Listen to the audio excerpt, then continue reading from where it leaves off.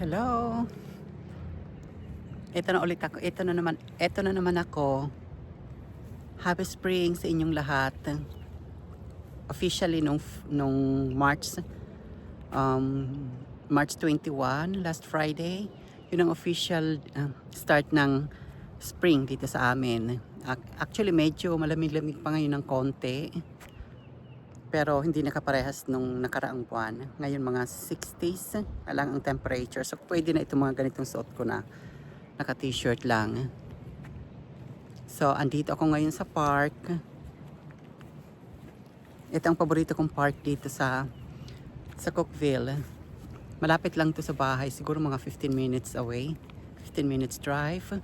So pag summer nandito ako, nagja-jogging ako rito, may jogging trail dito, paikot dito sa lake. Pumupunta ako rito pag summer. Ngayong spring siguro pag uminit-init na ulit, baka mag-jogging na ulit ako rito. Balik na ulit sa jogging. Galing ako simbahan, nagsimba ako kanina. Then after that, dumiretso ako rito sa park. Akala ko maaraw. Pagdating ko rito, biglang makulimlim. May forecast kasi ng ulan ngayong araw na to. Mamayang gabi siguro darating yung ulan dito. So, kahit makulimlim, siguro hindi naman ako aabutan ng ulan dito sa park.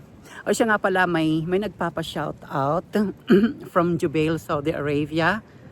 Hello to Erwin Abad. Hi Erwin. Kumusta kayo dyan sa Jubail? At sa lahat sa mga Pilipino dyan. Nagtrabaho din ako dati sa Saudi Arabia. Sa Riyadh. Sa Riyadh naman ako bago ako pumunta rito sa US. Nakakamiss din ang buhay dyan sa Gulf. Simple pero masaya kasi maraming Pilipino at saka may mga activities pag weekend. May mga activities kami dyan noon pag weekend. Nanonood ng basketball. Masaya rin dyan kahit papaano. Ingat kayo dyan. Thank you Erwin. Thanks a lot. So, ngayon, maglalakad-lakad ako rito. Titingnan ko kung kakayanin kong maikot itong buong lake. Itatry kong ikutin to. Kung hindi, babalik ako. Pero halos nangalahati na ako eh. Papakita ko sa inyo yung buong lugar. So, ito yung jogging trail na tinutukoy ko. Paikot ito ng lake. Ayan ang kabuuan ng lake. Hanggang doon sa kabila. Paikot yan. Hanggang doon sa dulo. Doon ako nakapark sa dulo noon. So, iikutin ko na. Dati nag-jogging ako rito. Mga 30 minutes kong ginag yung lugar na to. Ngayon maglalakad lang ako kasi hindi ako naka-jogging pants. Tsaka hindi din ako naka-rubber shoes. Galing ako sa simbahan eh. So lalakarin ko lang to. Siguro baka abutin ako ng isang oras. Pero okay lang. Parang exercise ko na rin yun.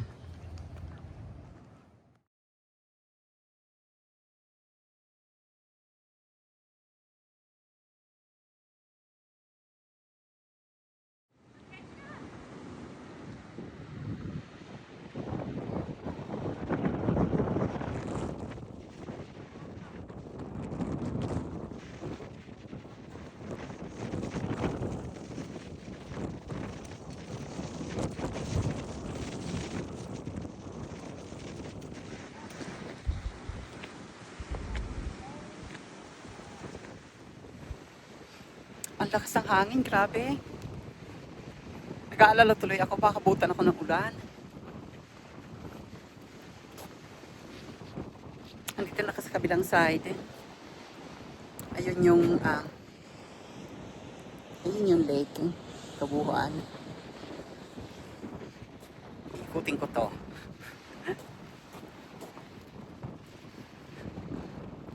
Hindi nakikisama ang panahon. Akala ko maaraw ngayon.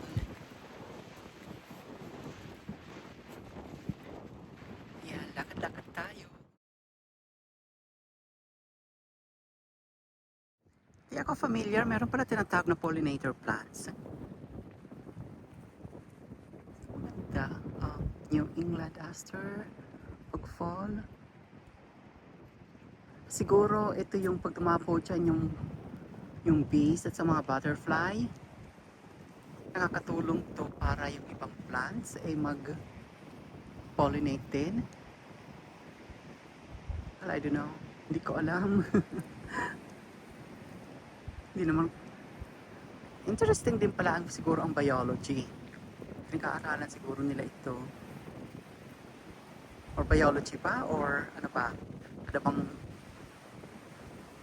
subject o course na nag-aaral sa mga ganito about the plants?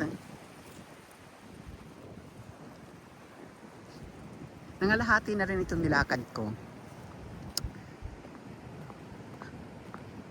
Nag-worry lang ako kanina at baka ako abutan ng ulan, pero di naman siguro di na pa naman siguro uulan. Chinek ko yung weather, ang nakalagay doon is mamayang gabi pa alas 8. Anong oras pa lang ngayon, mag-alauna pa lang. Actually hindi pa ako nagtatanghalian kasi nag-breakfast ako mga alas 9 na rin bago ako pumunta dun sa church. Nag-breakfast muna ako malapit sa apartment ko. Tapos kung kumain, saka dumiretso ako sa church. 10:45 yung mass, yun ang aking inatinan. Meron actually alas 7 na mass, pero hindi ako ma-attend sa ganun kasi masyado pang maaga yun para sa akin. Pag weekend, mas gusto ko yung nagigising ako ng late na, kasi pag weekdays, maaga ko palaging kumigising. Although, alas 8 pa ang pasok ko, pero inaagahan ko 5:30, bumabangon na ako kasi mapapagal ako mag-prepare. Ayoko nang masyado ako nagmamadali. So, nag-prepare pa ako niya ng breakfast sa umaga. Then afternoon, kakain, maliligo, mag-aayos. Bago makapasok niya siguro, mag-aalas 8 na. Puti na lang yung trabaho ko is mga 15 minutes drive lang naman po at sa apartment. Maganda sana kung marunong ako mag-bike. Sad to say, hindi ako marunong mag-bike. Marunong lang ako. Maganda rin to rito, either mag-jogging o kayo mag-bike. Ikutin mo lang itong lake. Maganda ng exercise. Pero nag-gym naman ako pag weekdays. Paglabas ko sa trabaho, dumidiretso ako sa gym. Nag-workout ako kahit mga isang oras lang, dinuwag sa bahay. Maghahapunan, then mag-shower, manonood ng konti ng TV, then tulog na ulit. Yun lang ang buhay dito sa Amerika. Kailangan creative ka kung paano mo ma-entertain ang sarili mo, otherwise mababagot ka. Sa awa ng Diyos, kahit nag-iisa lang ako rito, hindi naman ako naiinip, hindi naman ako nababagot. Natuto na ako paano ko entertain ang sarili ko. Gym, okay, pag weekend, ganito. Ngayon maganda kasi maganda ng panahon. Nagpupunta ako sa park. Magsisimba, nagpunta sa park. Kasi may kaibigan naman ako dito. Kahapon nandun ako sa kanila. Pag Sabado, then pag Sunday, ayan, kung ano-ano ang aking mga gagawin yan. Hindi ako natutulog pag weekend kasi nanghihinayang din ako kung tutulog lang. Sayang yung day off ko. Mas maganda yung maghahanap ako ng ibang mapagkakalibangan para ma-enjoy ko naman yung araw.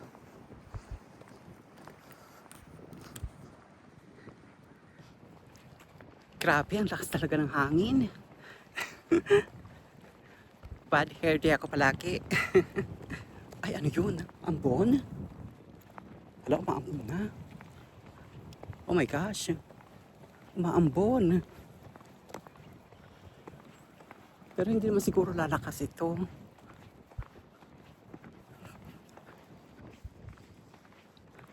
Umaambon.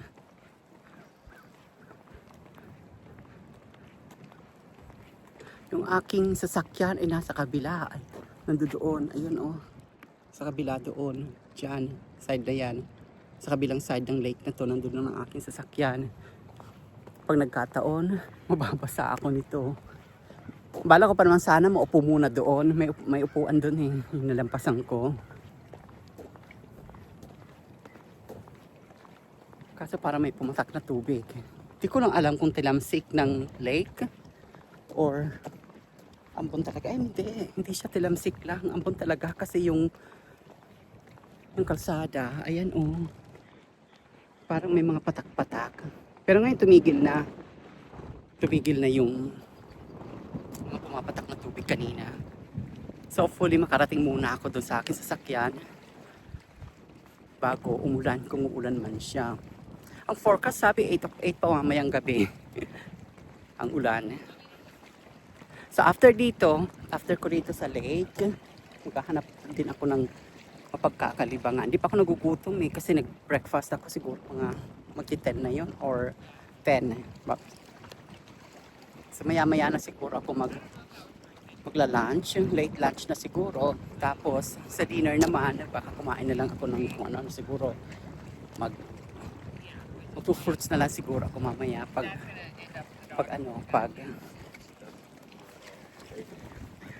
gabi na as my dinner. Mag-grocery din siguro ako mamaya.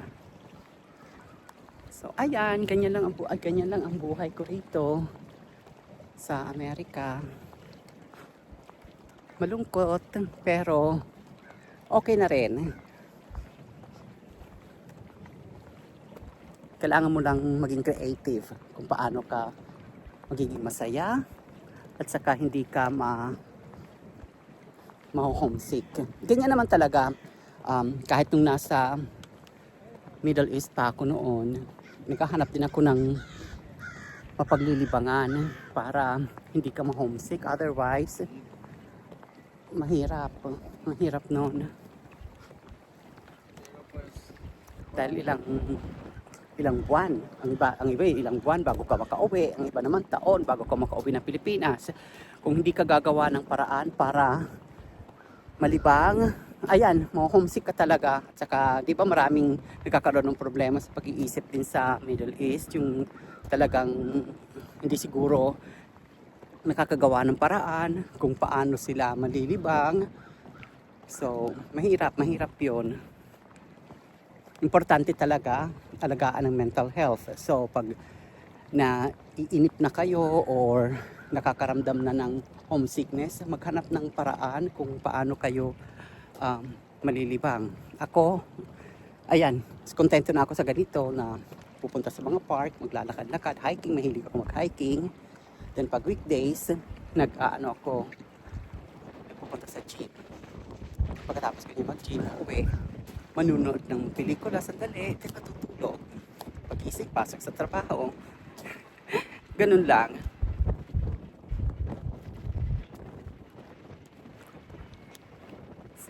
Hindi ko na namalayan na. Malayo na rin ang aking nalakad. Ayun na sa kabila. Ayun o. Ewan ko lang kung nakikita niyo yung mga sasakyan banda roon sa kabilang side. Diyan nakapark yung aking sasakyan.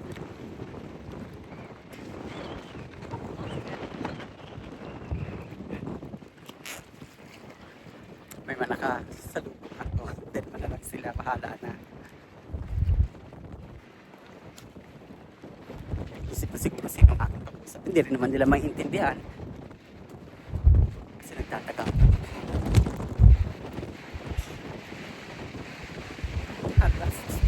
Nakakaloka po ko na yun. Lakas ang hangin. Ang ganda na ng panahon. Gusto ko to. Paborito ang weather. Ganito, spring. Hindi kaya fall or autumn. Ang problema lang sa spring o kay autumn kasi panahon din yan ng tornado. Nagpapanik ako actually pag may mga parating na tornado. Meron namang signal or alarm o may sumisirena dito sa buong town.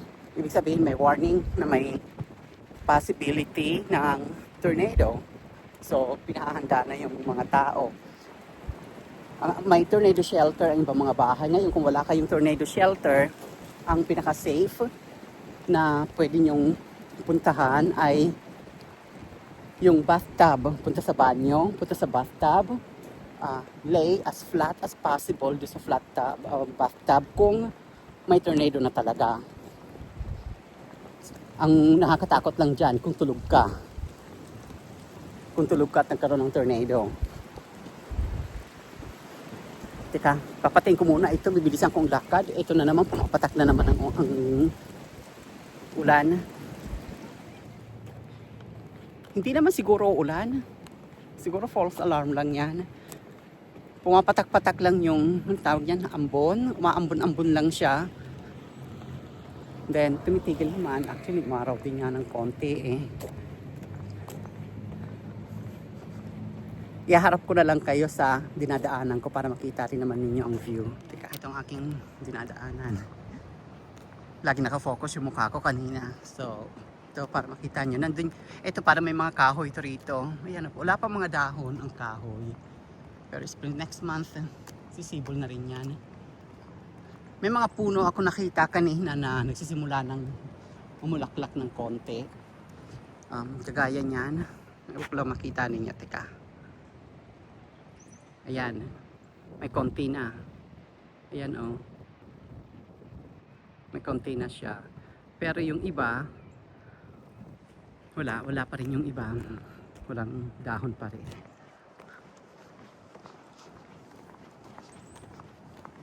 Ay, nakasalamat ayan.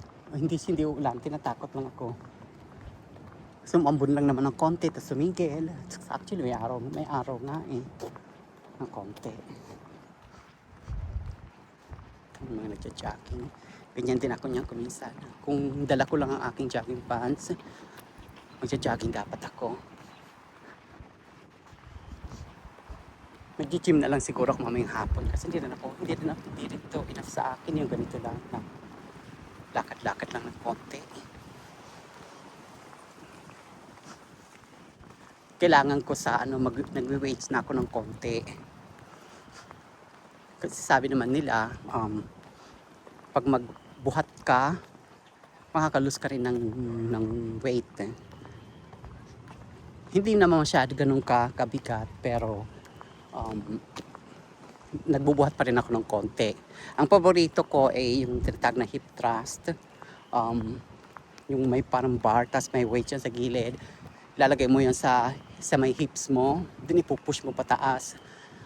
Pampaganda daw yun ng butt. And at the same time, yung legs mo rin matutone. At saka yung tummy, yung tiyan, mababawasan ng taba dyan sa tianda. Kasi habang nakakaedad tayo sumasabay naman yan, yung mga taba. Diyan nag-accumulate sa tiyan. Ang hirap paliitin pa naman yan. Wala sa bokabularyo ko yung mag-diet. Masarap kumain. At saka pag nagda-diet, feeling ko parang natutuyot yung balat ko. At saka nagiging sipunin ako. So ayoko nang ganoon. So ginagawa ko na lang, nagiging active na lang ako palagi. Mag-gym, pupunta sa park, maglalakad, just be active para hindi ko makontrol ang aking kinakain. Makakain ko pa rin yung mga gusto kong kainin.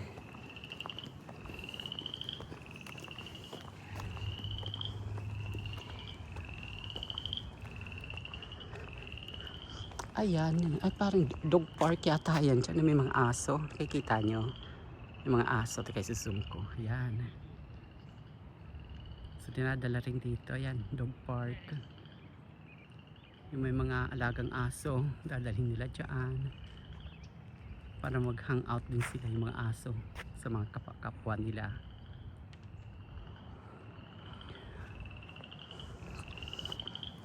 Pinagpawisan na ako ng konti. Di ko na orasan kung gaano katagal na itong paglalakad ko. Nalibang din ako, daldal ng daldal, salita ng salita habang naglalakad. Malapit na ako dun sa parking ko. Ayan. Maupo muna tayo. Malapit na rin naman na yung sasakyan ko in case na umulan. Pero hindi na siguro uulan to. Pumapatak-patak ng konti yung ambon. Pero may araw naman. Yung sasakyan ko nandoon. Ayun nakikita nyo. Sa kabilang side, nandito yung sasakyan. So, in case na lumakas ang ulan, pwede ko nang takbuhin hanggang doon.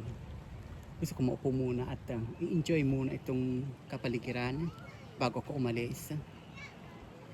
Nakaka-relax din. Naupo ako rito sa parang swing itong aking inupuan. Not really swing. Ewan ko nang tawag dito. Upuan siya na parang duyan. Duyan pala, magandang tamang description. Hindi swing kundi duyan.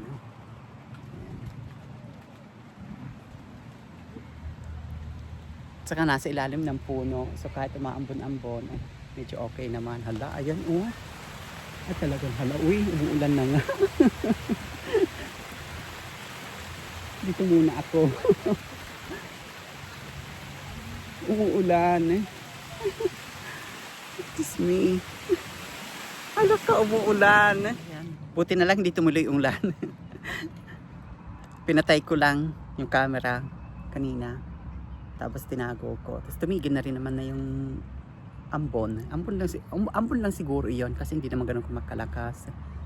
Parang pumatak-patak lang yung ulan. Tapos tumigil din naman. Tapos umaraw. Ayan. Papakita ko pala ang aking OOTD ngayon. Nakapantalon lang ako. Galing sa simbahan, naka-heels ako. Tapos umuwi muna ako sa bahay. Nagpalit ako ng sapatos. Kasi hindi naman maganda maglakad-lakad dito naka-heels. So nagpalit ako. Pero hindi ako nag-rubber shoes. Papakita ko ang aking OOTD. Sandali. Hindi pala kita lahat. Hindi kita lahat. Teka, lilipat ko. Sa Pilipinas.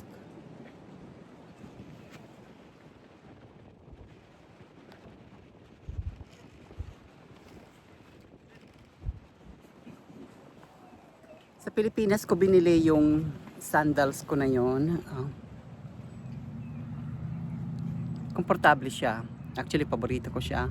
Lalo na ngayon magtatag-init. Madalas kong susuotin yon. Teka, papakita ko. Ayan. Made in Philippines. Binili ko ito lang last na uwi ko. Masarap siya sa paa, komportable. Tsaka mura lang. So, hindi na siguro ako magtatagal. Uuwi na rin siguro ako. Ay, hindi pala uwi. Kakain muna ako, then pupunta siguro ako sa mall. May bibilhin lang. Then, saka ako uuwi ng bahay. Hanggang sa muli. Salamat sa pagsama niyo sa akin dito sa park. Bye! Ingat kayo!